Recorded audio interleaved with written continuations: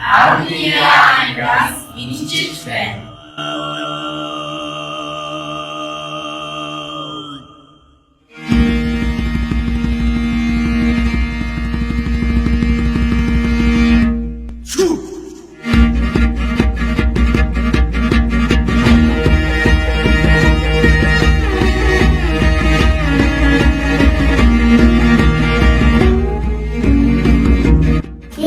Тавчон 12 бүлэг 284 зүйлтэй бөгөөд хүмүүрийн заавал унших ёстой номын нэг бэлгийг учир нь түүхээ мэдгүй хүн бол ойн төрсөн сар хүчнтэй адил гэлцдэг.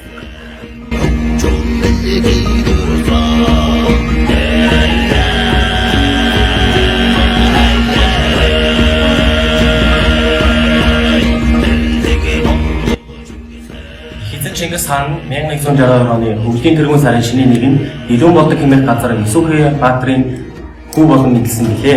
Тэрээр 1206 онд Монголын Тархавт аймагуудыг нэгтгэж Их Монгол улс буюу Монголын эзэд гүрнийг байгуулсан түүхэн аваад хүмлээ.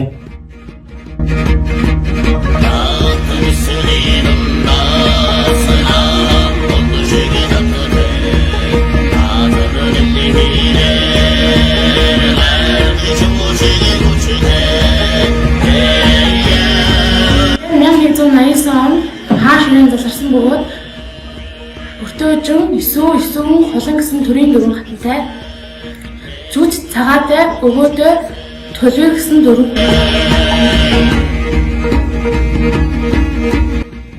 Чингис хаан хамаатыг эзлэдэр 1227 онд Алтан улсын хилийн ойролцоог Юпан болон хүрчээ.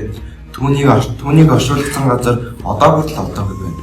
Их Монгол улсын байгуулсныхаа дараа тэрээр амьдралынхаа явцад Аз, Европын ихэнх нутгуудыг эзэлсэн бөгөөд харин түүний үр хүүхдүүд түүнийг үргэлжлүүлж тухайн үед соёл иргэншилт хүнд төрөлтний нэгэд байсан дэлхийн хуурай газрыг бараг бүхэлд нь эзэлсэн байна.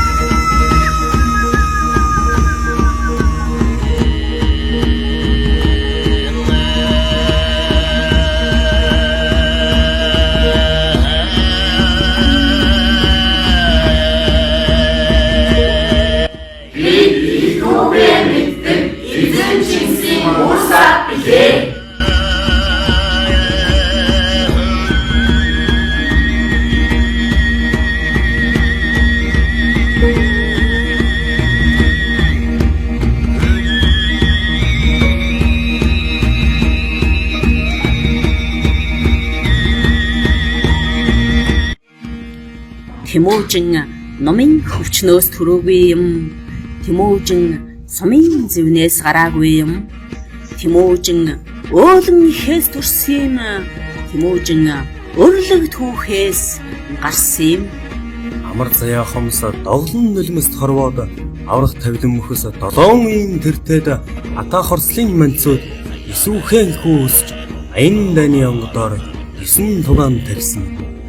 Оны халуун зоо шиг халахын сарвал талд анган цагаан тамх шиг ингэрээ тэр барьсан. Онон мөрний савд уршиг шайгийнхаа дуунаас онгон хоёр загалыг мөнгөн херон сайсан. Их орноо өмчлсөн 3 хасын хүрээлэн элгэн ургаан морсон 4 тодгоор төшөөлж болгор төрийн багныг хорол тоонон дөрвөн уруу тусгаар Монголын голом тигтэр болсон юм.